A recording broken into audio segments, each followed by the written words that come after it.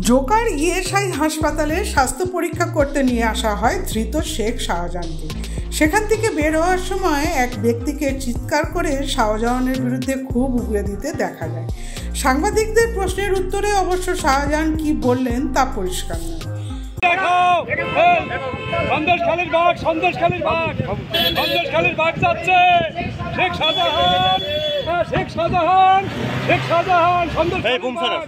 সাজের পিঠা খাইতে ভালোবাসে। হ্যাঁ, শেখ শাহজাহানকে চোরকে নিয়ে আসছে এখানে। হ্যাঁ, মানুষের অসুবিধা, মানুষকে শেষ করে দিয়েছে। হ্যাঁ, শেখ শাহজাহান। আমি এখানকার জনসাধারণ, আমি কেউ না। শেখ শাহজাহান মানুষ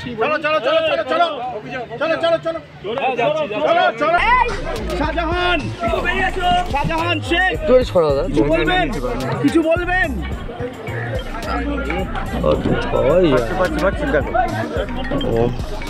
রিফ্লেকশন শেখ শাহজাহান আপনার বাড়িতে আজকে সিবিআই।